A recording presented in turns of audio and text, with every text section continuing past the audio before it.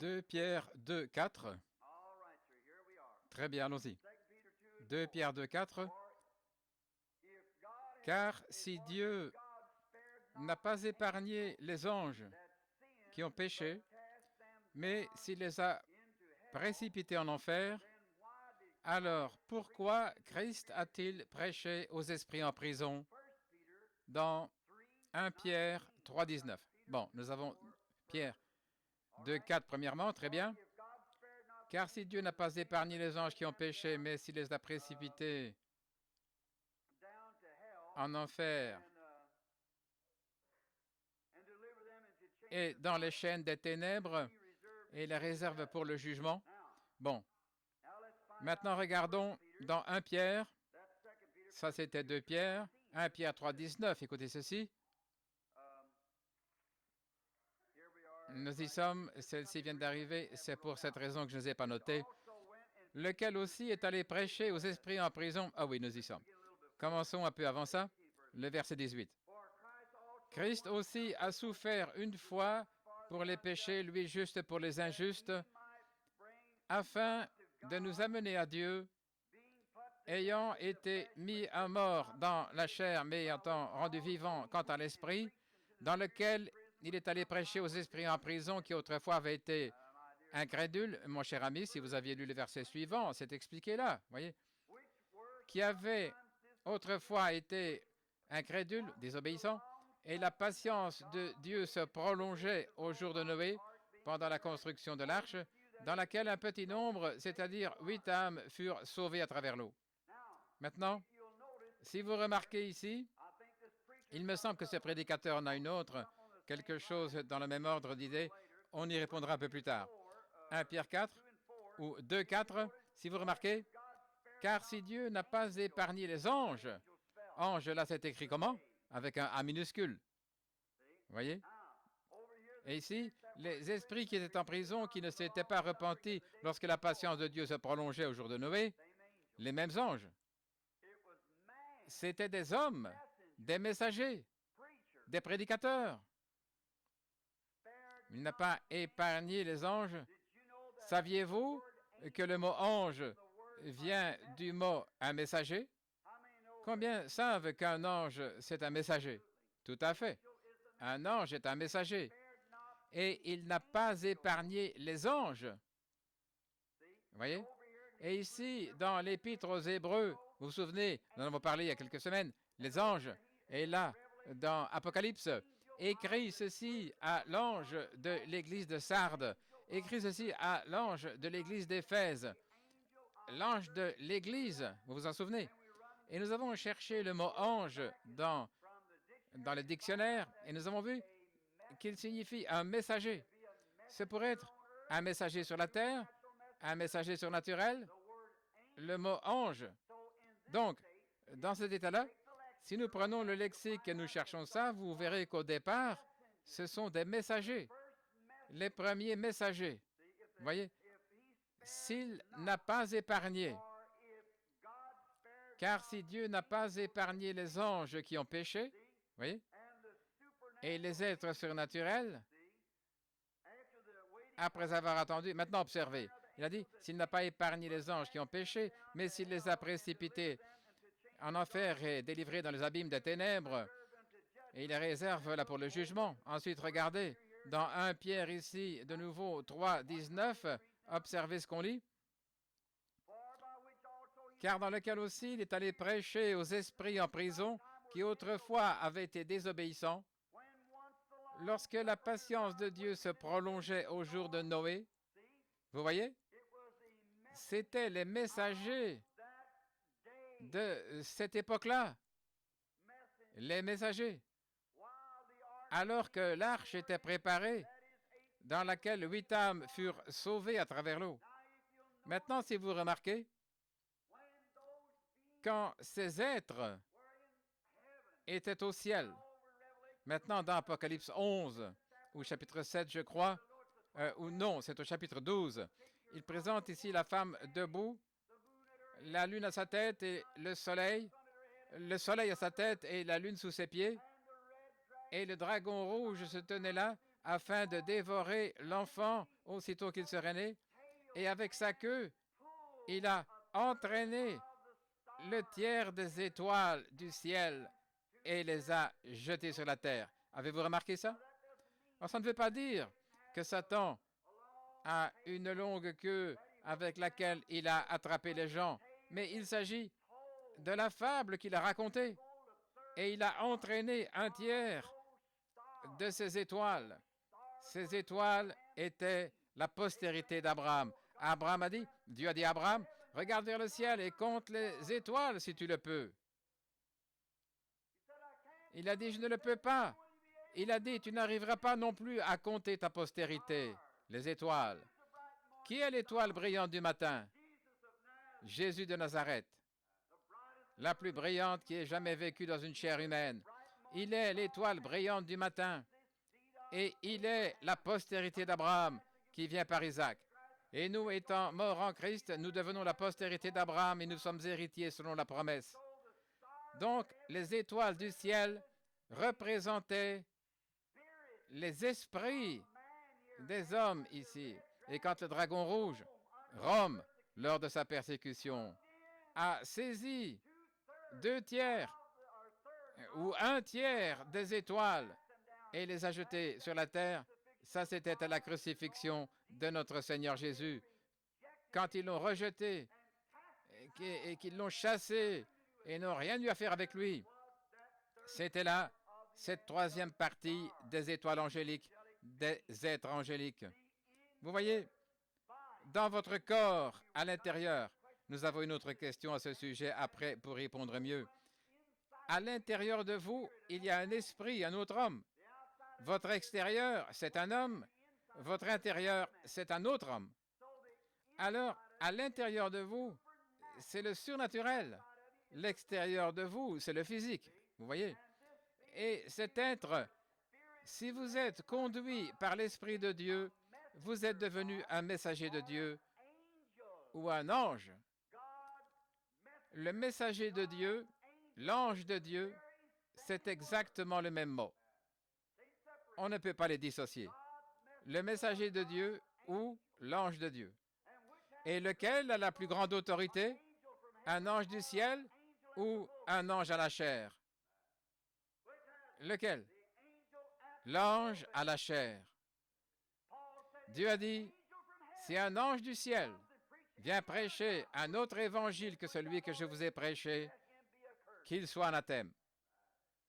Donc, l'ange qui est oint du Saint-Esprit et de la parole se tient à côté de Dieu. C'est vrai, au ciel, son autorité, tout pouvoir dans le ciel et sur la terre a été remis entre mes mains. Allez, je vous accompagnerai. Tout ce que vous lirez sur la terre, je le lirai dans le ciel. Ce que vous délirez sur la terre, je le délirai dans le ciel. Oh, si seulement la grande Église sainte réalisait seulement le pouvoir qu'elle a de faire ces choses. Mais on a tant de doutes, de craintes, de tremblements, à se demander si ça va arriver. Est-ce que ça pourrait arriver? Tant que ça existe, l'Église ne peut jamais se tenir debout correctement. Quand tout propos de crainte a disparu et que le Saint-Esprit a l'Église complètement sous son contrôle, alors toutes les craintes sont parties et cette Église a la puissance. Voyez? En effet, ils ont derrière eux tout ce que le ciel possède. Ils sont des ambassadeurs du trône. Absolument. Chaque ambassadeur de Christ a l'autorité et tout ce que Christ possède appartient à cet ambassadeur. Et il a dit, allez par tout le monde. Vous êtes mes témoins après que le Saint-Esprit soit venu sur vous. Et un témoin, qu'est-ce que c'est? C'est un ambassadeur. Il doit venir témoigner de quelque chose. Tous les pouvoirs du ciel sont entre vos mains. Oh, pourquoi restons-nous immobiles? L'Église est stérile et nous sommeillons. C'est parce que nous ne reconnaissons pas ces choses. Donc les âmes qui étaient en prison, qui ne s'étaient pas repenties, n'étaient pas des êtres angéliques qui étaient descendus sous la forme d'anges, mais c'étaient les esprits de ces êtres angéliques qui étaient tombés avant la fondation du monde à cette époque où il y a eu la guerre au ciel et Satan et le dragon se sont livrés bataille. Michael et le dragon se sont livrés bataille, et Lucifer. Et Lucifer a été précipité avec tous ses enfants, tous les anges qu'il avait séduits. Et ces anges sont venus sur la terre et ont alors eu la possibilité de devenir des humains. Et quand ils l'ont fait, c'est alors que les fils de Dieu virent que les filles des hommes étaient belles et qu'ils en prirent pour femmes. Ce sont des fils de Dieu.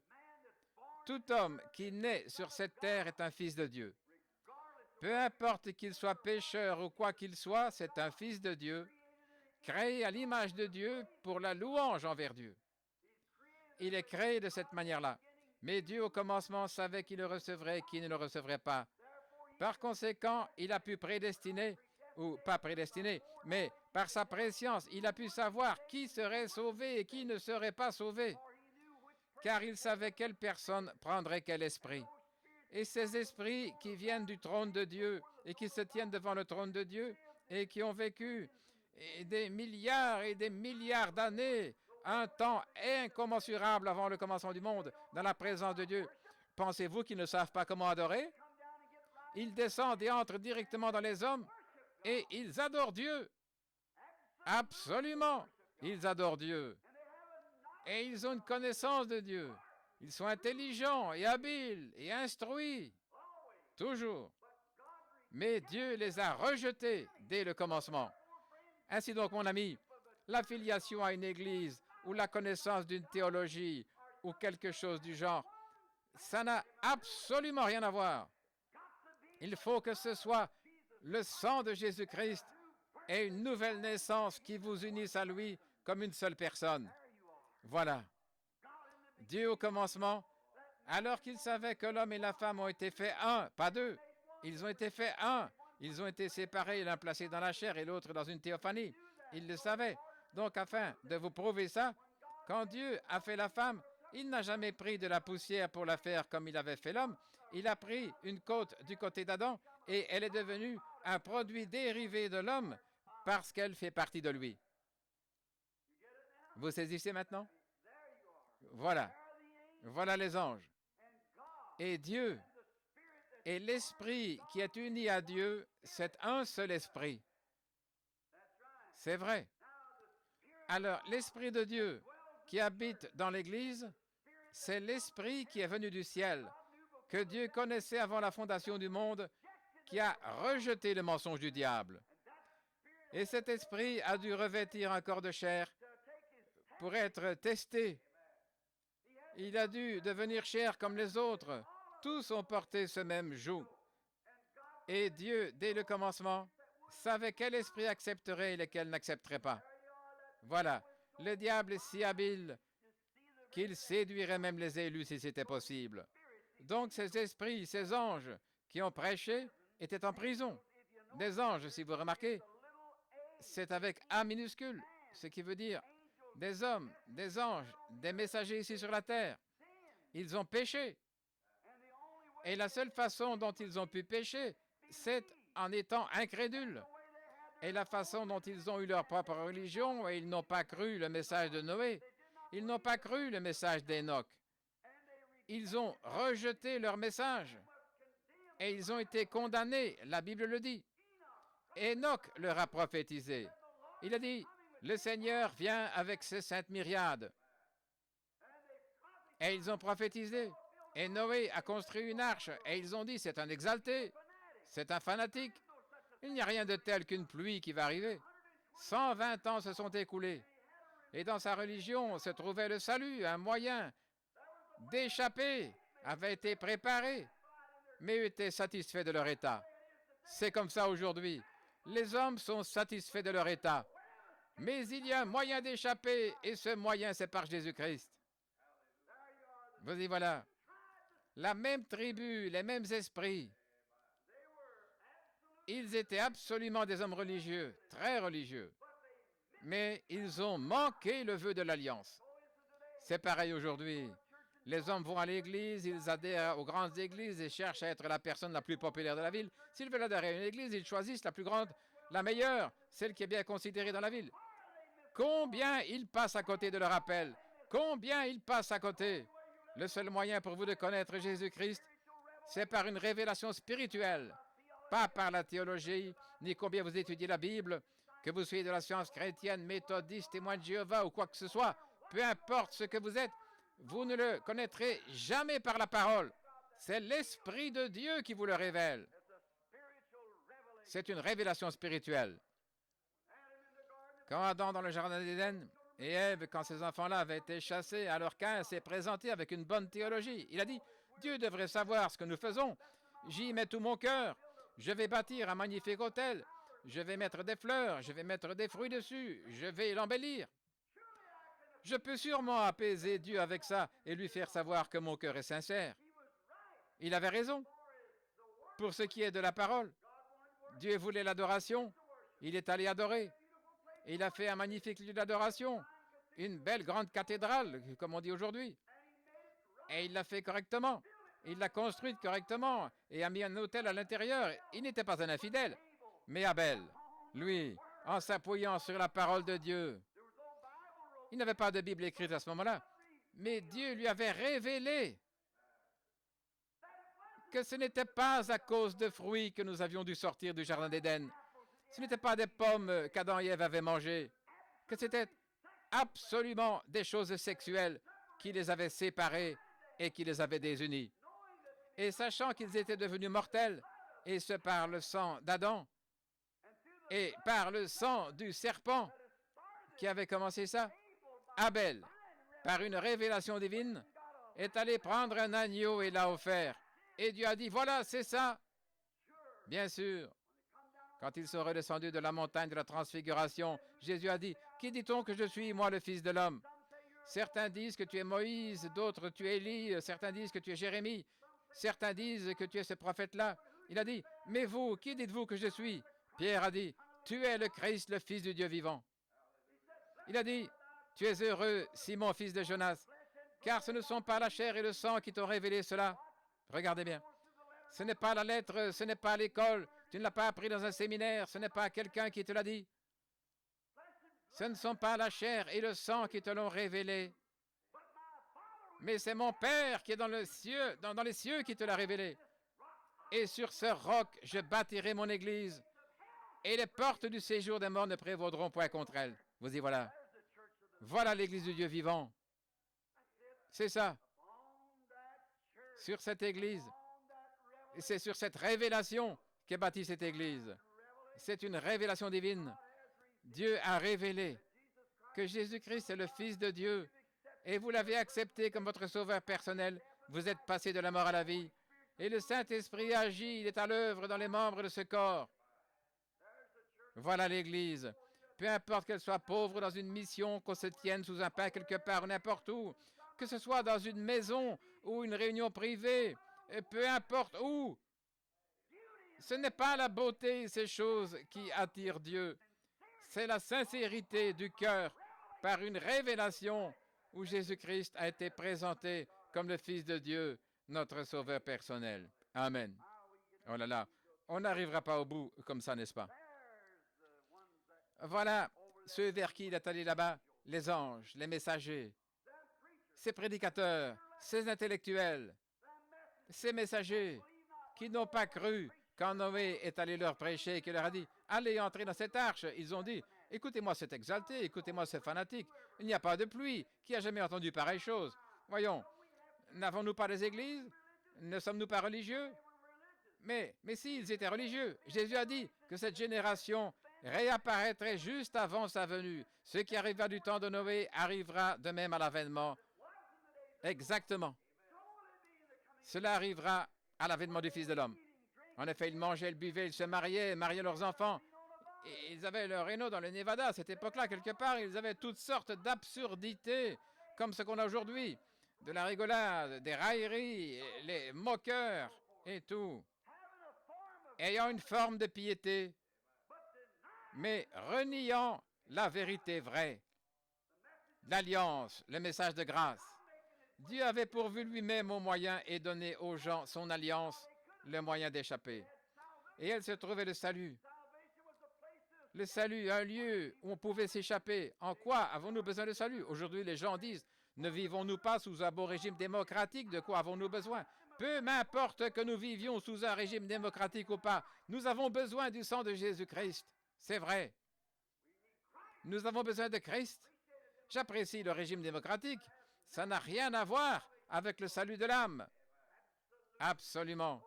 Ces gouvernements passeront et chaque nation passera. Je me suis trouvé à l'endroit où il y a eu les pharaons. Il faut creuser le sol à une profondeur de 20 pieds pour trouver les trônes où ils étaient assis. Tous les pharaons et tous les royaumes de cette terre et toutes les choses passagères prendront fin et disparaîtront. Mais Jéhovah régnera pour toujours, car il est le Dieu immortel. Sur le rocher, Jésus-Christ, nous nous tenons solidement, car tout autre sol est du sable mouvant.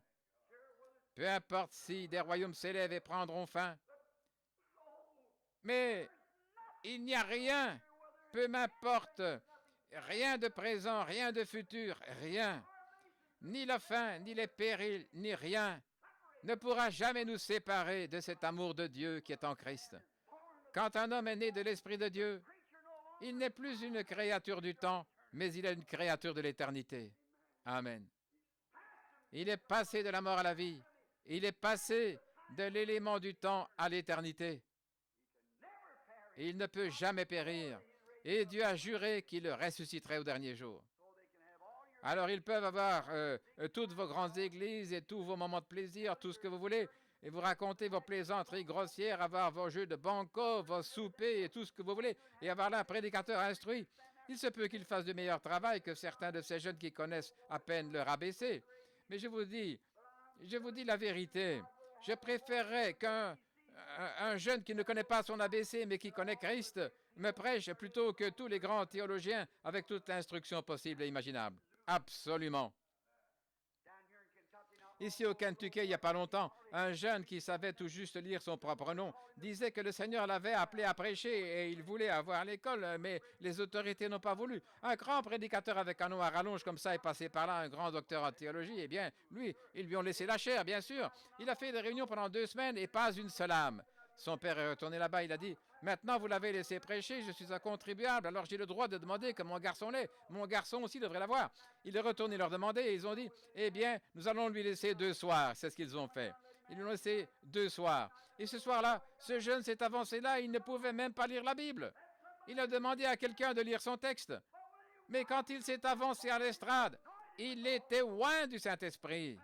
Et quand il a prêché, une vingtaine de personnes sont venues à l'hôtel. Et là, à l'hôtel, dans les pleurs, cette femme prédicateur prétentieux s'est frayé un chemin jusqu'au calvaire, là, à l'hôtel. Bien sûr, frère, ce qui compte, ce n'est pas ce que vous connaissez, c'est qui vous connaissez. C'est ça, c'est ce qu'il faut.